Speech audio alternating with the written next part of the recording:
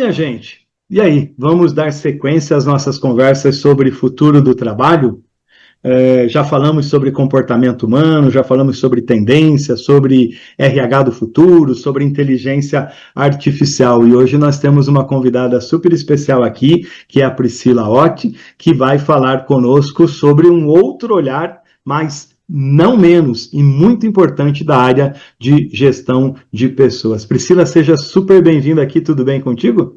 Obrigada, Nascimento, um prazer estar aqui com você, tudo ótimo. E assim, a gente estava conversando um pouquinho nos bastidores, né? Eu tenho a consciência de que esse tema é chato, mas é um tema de muita relevância, né? Ninguém gosta muito de ouvir, mas todo mundo precisa de dinheiro, Todo no mundo final querendo das falar de contas. soft skills, falar de comportamento, empresa humanizada, liderança, e aí você vai trazer aí uma parte mais burocrática, mas extremamente importante aí para a área de gestão. Fala um pouquinho para nós aí a respeito da sua jornada na área de gestão de pessoas, de RH, para que o pessoal te conheça um pouquinho mais, pode ser? Claro, com certeza. Bom, eu sou analista de sistemas de formação, temos vários companheiros aqui nessa jornada no mesmo cenário, Verdade.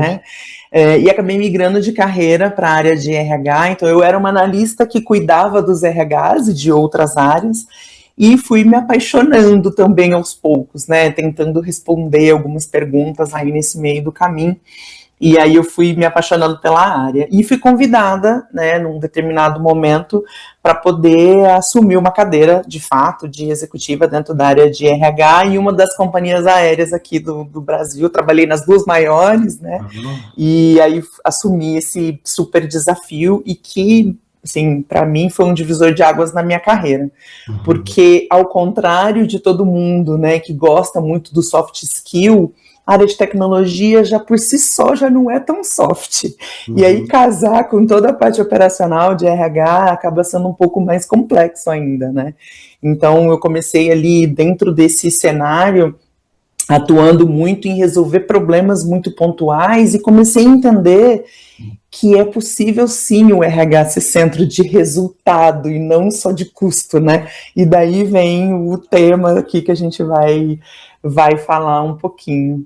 Interessante. A gente fez ali uma listinha de questões, né? Nessa troca que a gente está fazendo, e a primeira delas, ela trata o seguinte: quais são os principais tomadores de custos da folha lá dentro da área de RH?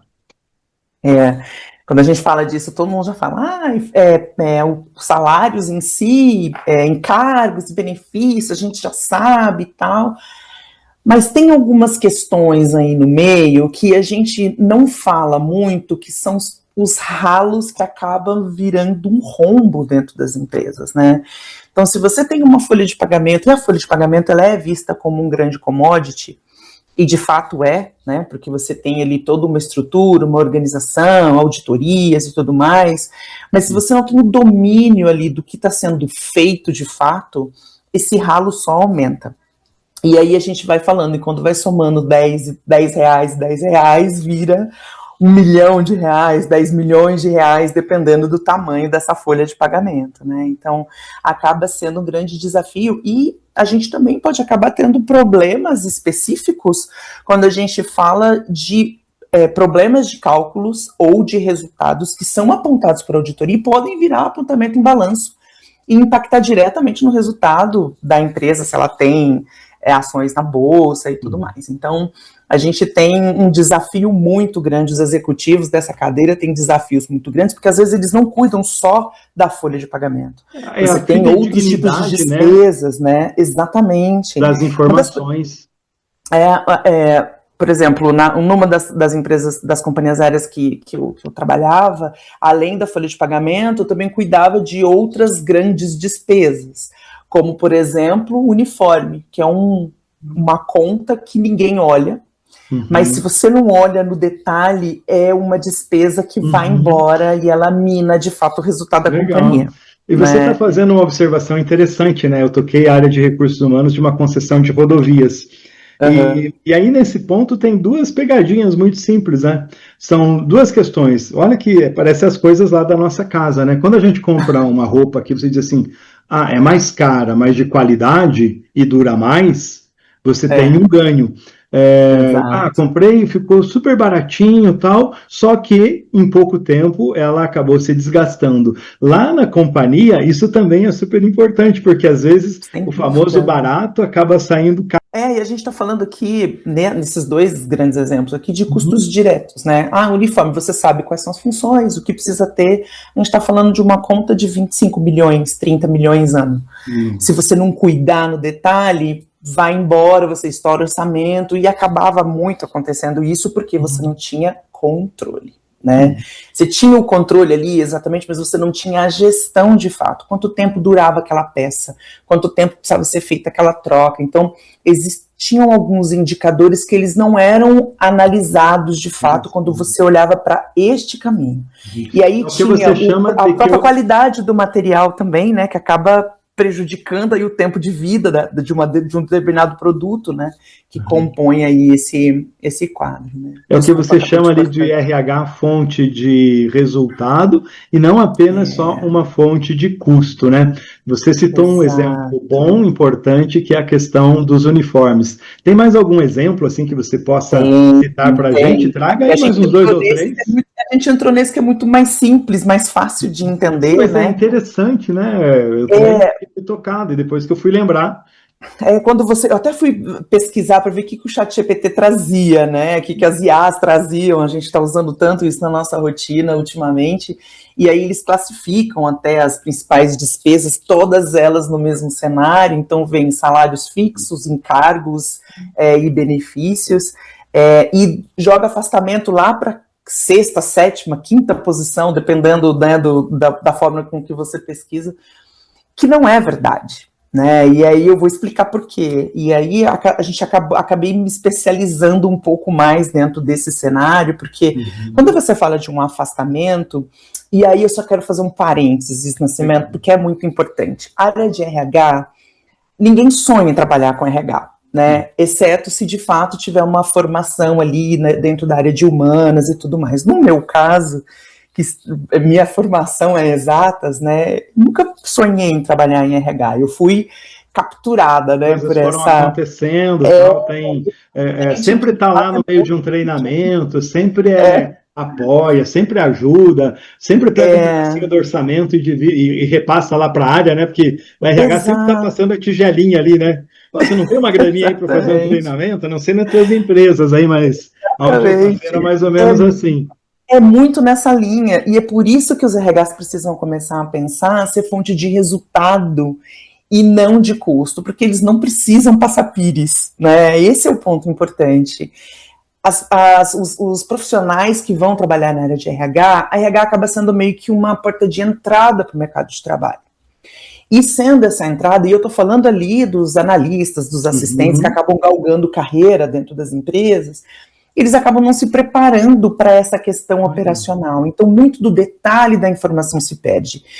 E se perder no detalhe, você pode perder grandes oportunidades, né?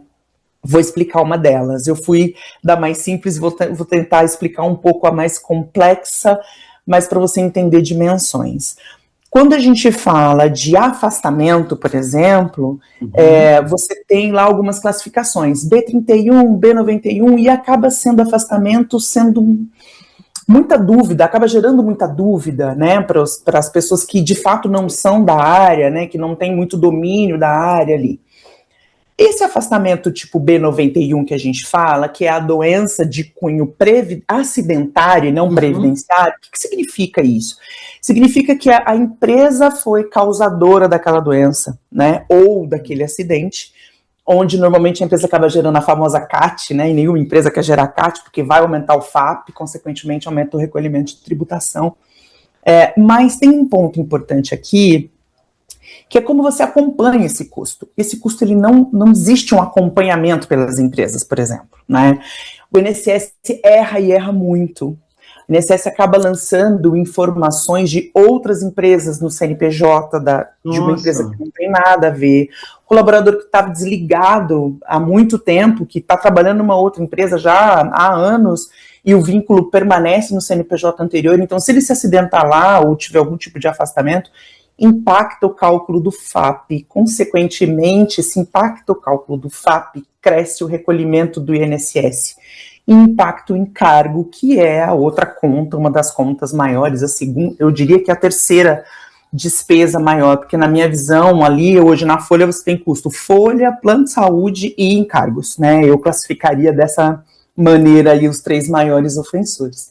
Então, se a pessoa que está atuando dentro dessa área da folha de pagamento ou da área de saúde não se preocupar em olhar esses lançamentos, a empresa está pagando um valor exorbitante. Ter um olhar, necessariamente, né? Internamente, um olhar forte de consultor, de vigilante. Exato. Dessas despesas, dessas rubricas ali, né? Eu complementaria até, Nascimento, eu acho que tem que ser um olhar transversal, inclusive, porque a pessoa que é da folha de pagamento, ela não se preocupa com o que acontece na área de saúde, por exemplo. E se ela não se preocupa com o que acontece na área de saúde, vai impactar na folha de pagamento depois no recolhimento final, né? Então, acho que a provocação aqui é muito as pessoas entenderem o caminho inteiro, não só o seu pedaço, né? Então, quando eu falo que as pessoas precisam se especializar nesse sentido, né? Ter um olhar aí de liderança para toda essa situação. Exatamente. Né? E você usou uma palavra importante ali. Definitivamente são verbas, entre aspas, ofensoras, né? A própria folha, sim, a questão do plano de saúde e a outra despesa ali que tem um peso muito grande.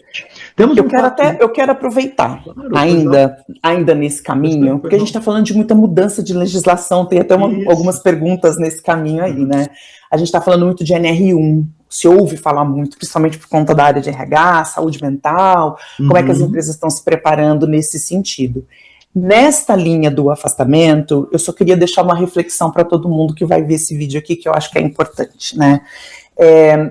Vou trazer um exemplo, tá? Se a pessoa, ela tem um problema de saúde e ela vai até o INSS, busca o seu afastamento, sei lá, ela teve um problema de cunho no estômago, né? Precisou fazer uma cirurgia, precisa se afastar.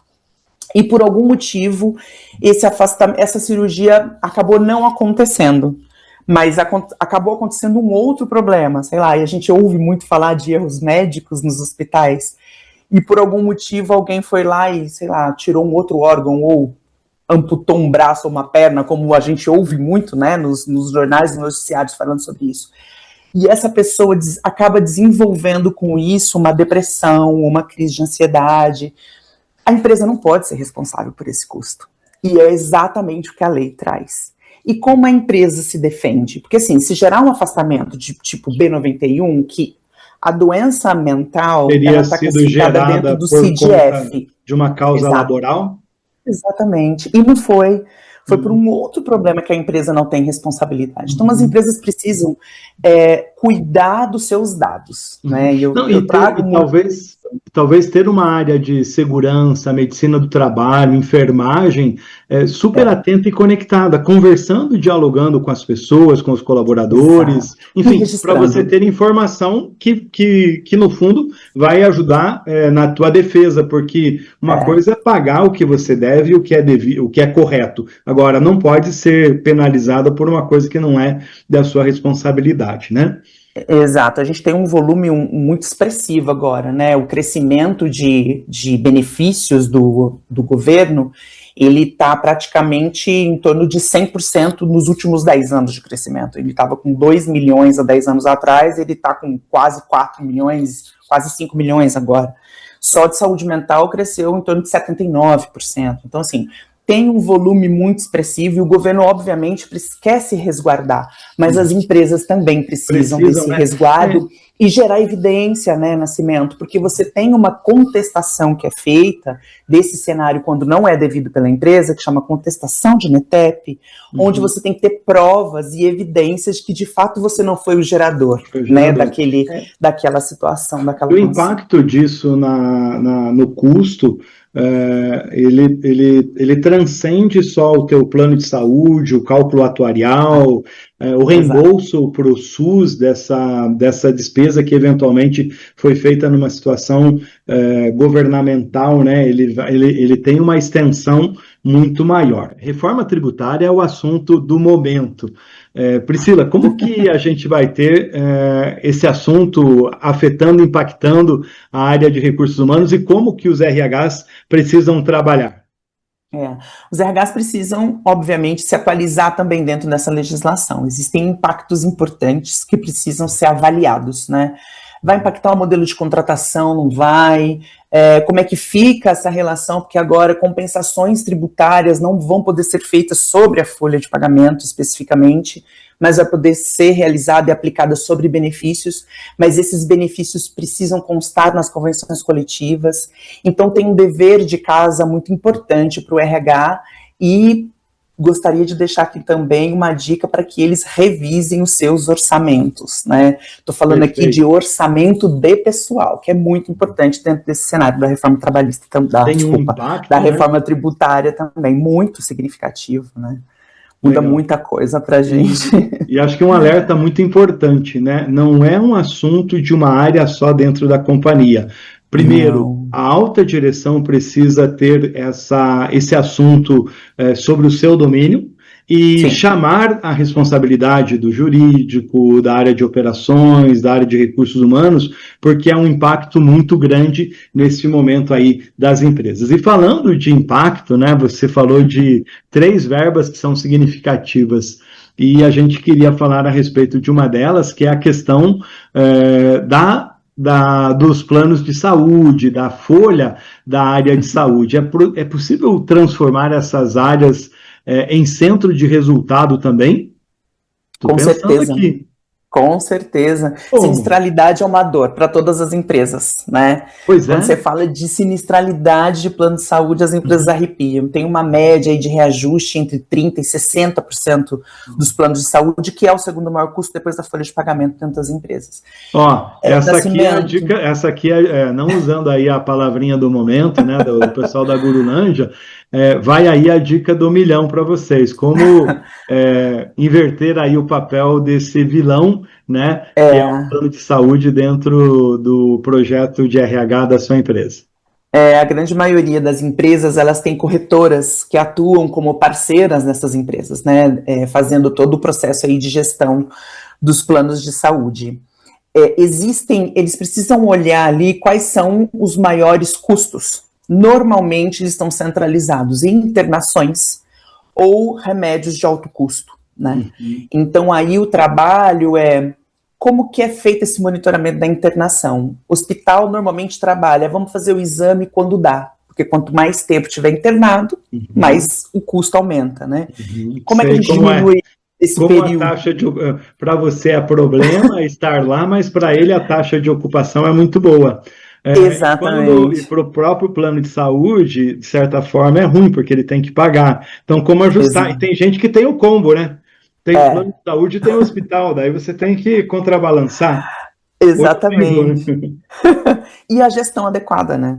Também. Então, assim, você vai olhar o medicamento de alto custo, ver quais são as possibilidades ali de uma mudança, de uma pesquisa diferenciada, mas você tem um ponto muito importante aqui, que é a gestão das pessoas em cada um dos planos de saúde, e se você tem demitidos, e se você tem aposentados, que a grande maioria das empresas tem, então como é que você organiza, dependendo do modelo de contrato, isso está fora da cobrança, mas você acaba tendo um impacto ali também no processo de reajuste. Então, olhar esse processo como um todo, não dá, mas assim, você vai olhar ele como um todo, mas você precisa, neste ponto específico do plano de saúde, segmentar as dores, né? Eu costumo sempre falar aqui pro meu time aqui, a gente trabalha olhando sempre as dores do RH e segmentando essas dores, avaliando os dados para ver qual a melhor saída e melhor estratégia, principalmente os custos envolvidos ali. Você estava falando sobre isso, né? Eu lembrei também, né? A gente vai conversando com vocês, vai aprendendo muito, tenho aprendido muito nessas conversas e trocado algumas figuras, né? Veja, eu trabalhava numa companhia que nós tínhamos um plano de saúde de cobertura nacional, decisão da alta direção, altos executivos e etc e tal, pessoal que estava no Rio e São Paulo, e aí na hora de fechar o plano de saúde eles pensavam em si. Ah, tá, vamos fechar lá o Exato. plano XPK, que cobre os grandes hospitais e etc e tal. Só que na Uhum. minha base, lá no chão de fábrica, lá no interior, esse A plano de realidade é saúde, outra. esse plano de saúde nem chegava com esse nome granfino que ele tem, e etc e tal.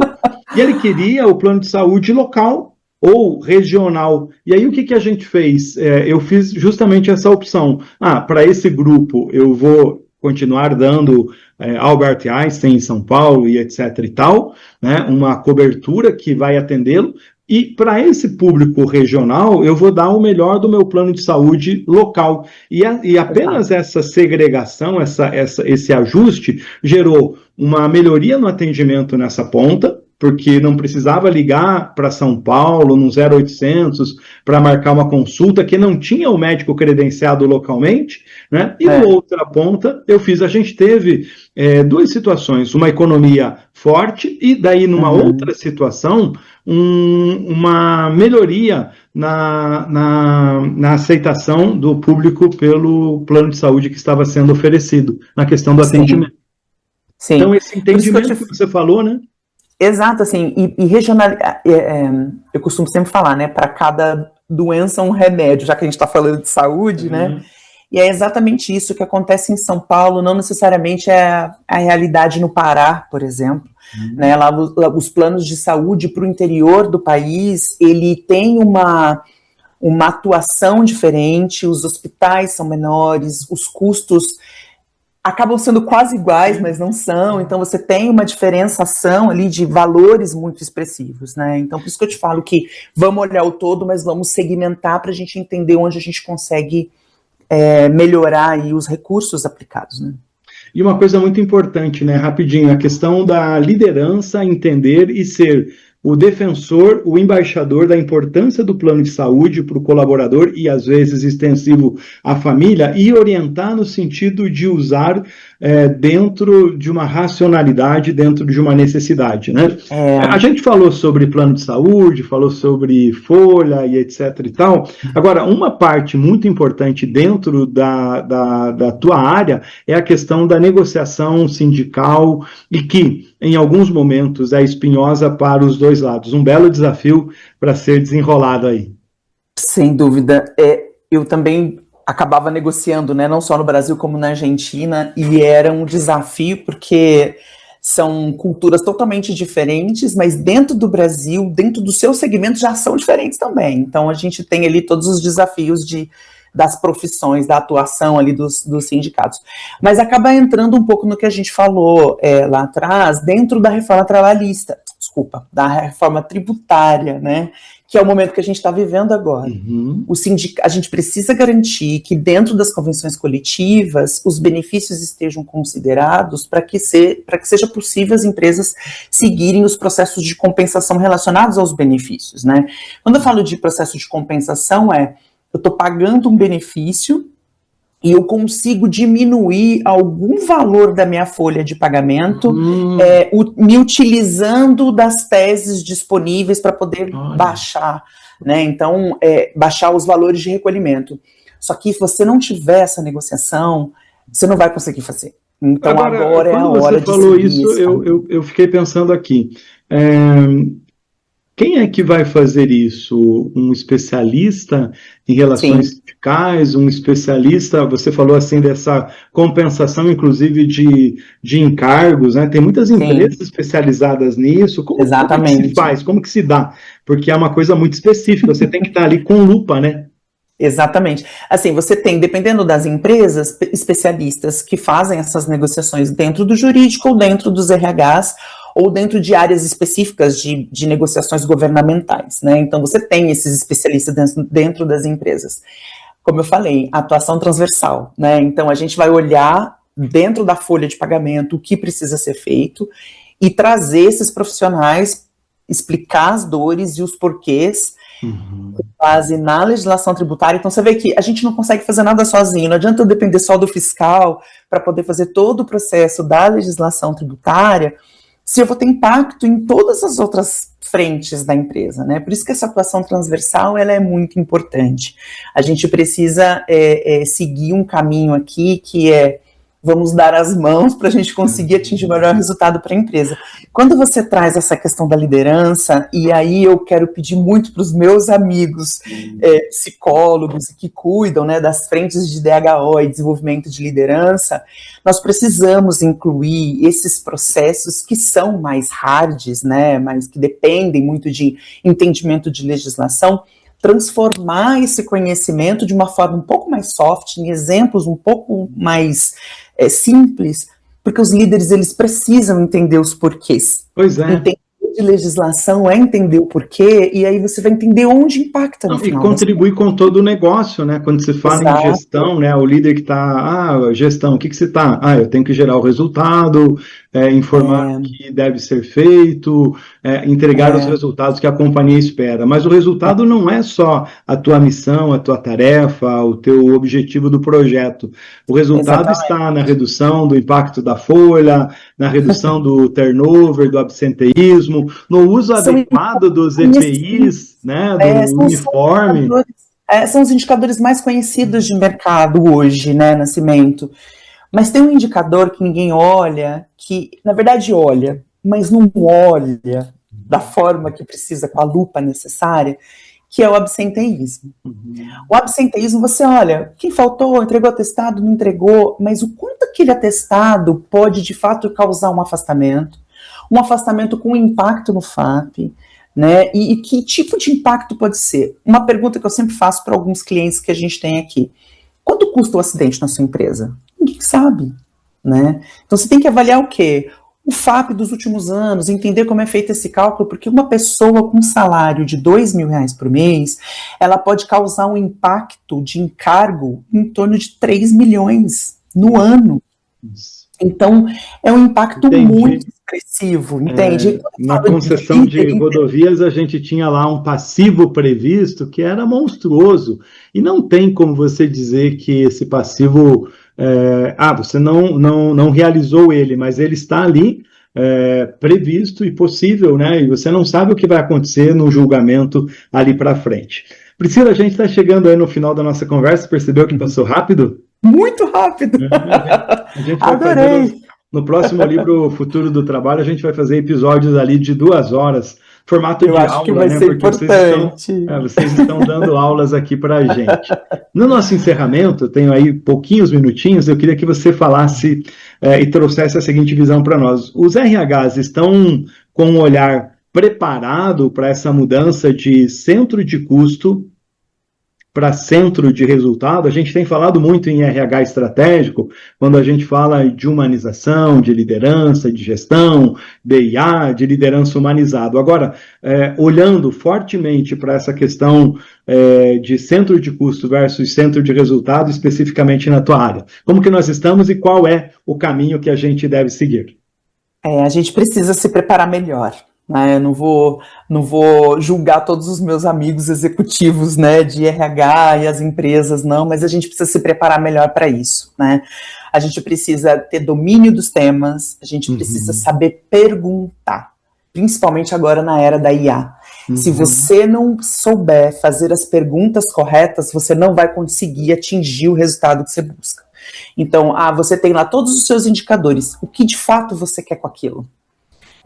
Eu estava numa mesa de discussão onde o tema era assédio. Uau. E aí foi uma pergunta, mas o gestor, como é que ele vai saber? A gente precisa ter um canal de ética estruturado, e precisamos, de fato, para investigar e tal. Mas você já tem sinais. O seu indicador de absenteísmo, ele já traz isso, o seu indicador de afastamento já traz isso. Então, vamos olhar para esse indicador, para aquele departamento, né? Para um gestor com coragem, ter conversas difíceis, saber fazer as perguntas corretas. E fazer um comitê multidisciplinar, trazendo saúde e segurança de novo, trazendo outras áreas, outros pares, trazendo a avaliação por competência da liderança, trazendo a avaliação por competência do teu time. Eu acho que a área operacional de RH, né, que é quem está batucando os dados ali todos os dias, ele é o final de todo um ecossistema que acaba acontecendo antes. E a área de saúde tem muito potencial para trazer muitas leituras para as empresas, né? A gente só precisa aprender a perguntar. Bom, aí acho que é o maior desafio. Talvez aí esteja a grande lição do futuro do trabalho, né? A gente aprender a fazer novas perguntas nesse cenário novo, desse mundo novo. Exato. Priscila, obrigado aqui pela conversa, obrigado pelo bate-papo e por suas contribuições nessa reflexão tão importante do futuro do trabalho. Até uma próxima oportunidade. Obrigada, Nascimento. Um abraço. Tchau, tchau. Futuro do Trabalho. Patrocínio Tifes Group e Marcondes Consultoria. Realização: você está contratado e Top de Gestão.